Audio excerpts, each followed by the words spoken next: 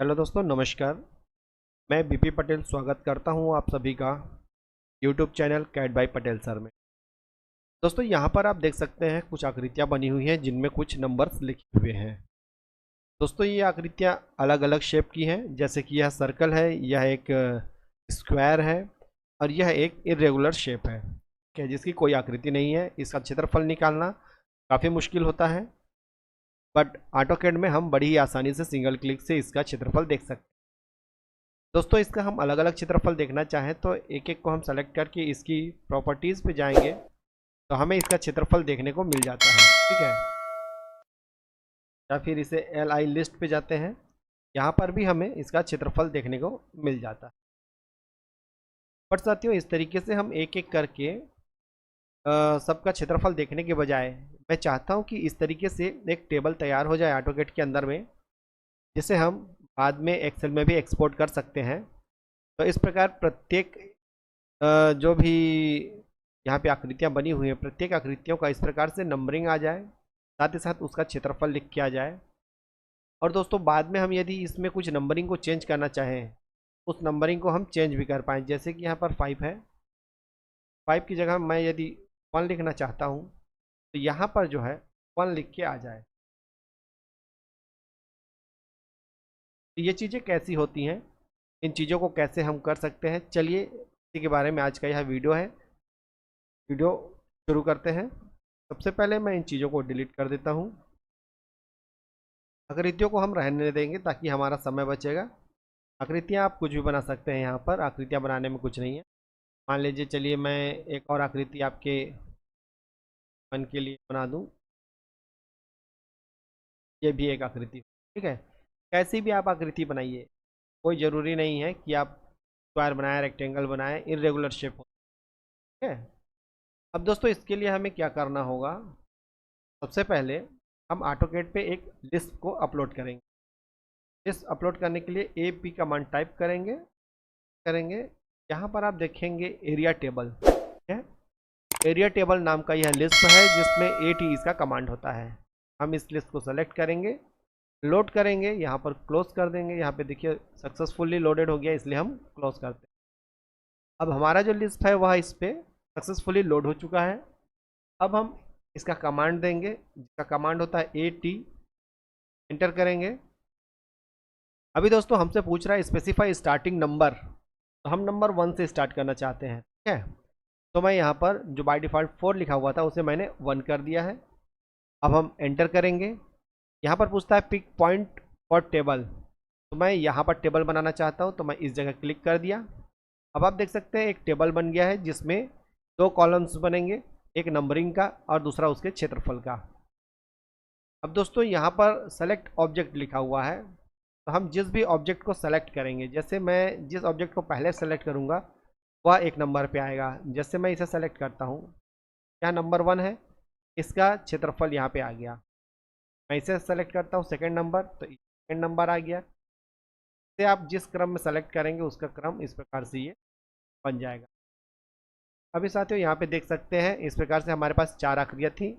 चारों आकृतियों की अलग अलग जो क्षेत्रफल थे वो यहाँ पे आ गए हैं।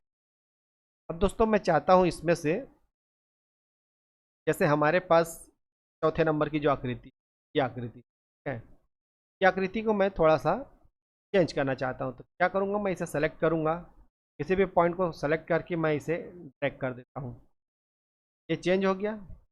अब यहाँ पर देखिए आकृति जो है चेंज नहीं हुई। यदि आर ई करके आप एंटर करिए, ये इस प्रकार से ये आकृति का जो नया क्षेत्रफल है वो चेंज होके आ गया है। फिर से देखते हैं, जैसे ये नंबर 1 पे आप देखेंगे 73.393 है। इसे मैं सेलेक्ट करता हूँ और इस तरह से खींच, अभी हमारी जो आकृति है ये बड़ी हुई या छोटी हुई, जो भी हुई होगी वो यहाँ पे क्षेत्रफल शो होगा। अभी जो पहले था वही क्षेत्रफल शो हो रहा है।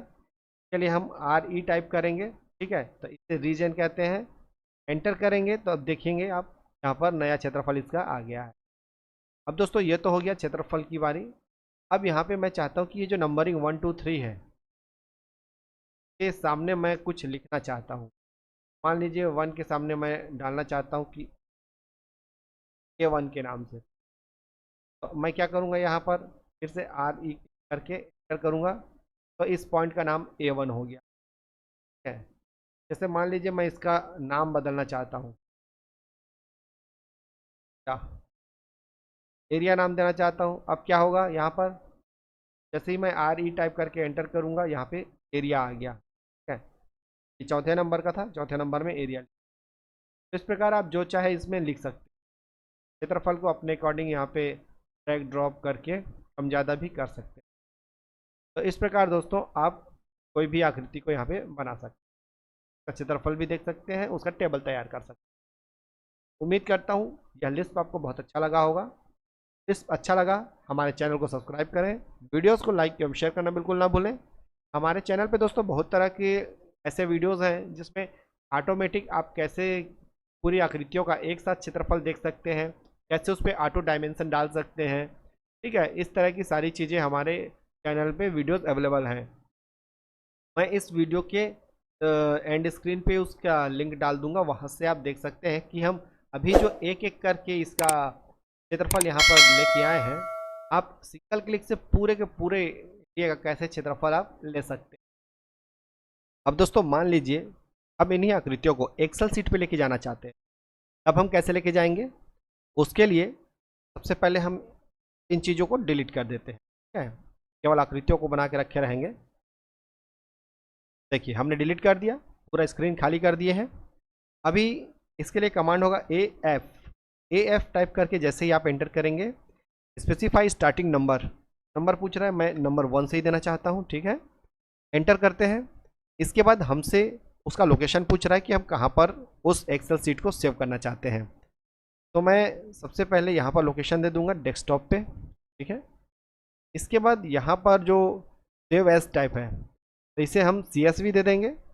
उसके बाद फाइल नेम में मैं दे देता हूँ एरिया टेबल। इसे हम सेव करते हैं।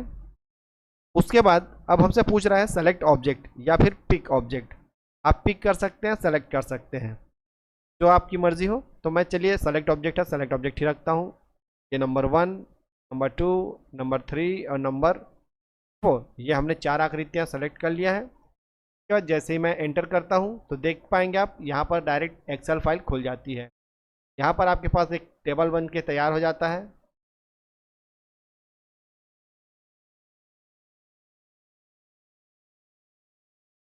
ये हो गया हमारा टेबल।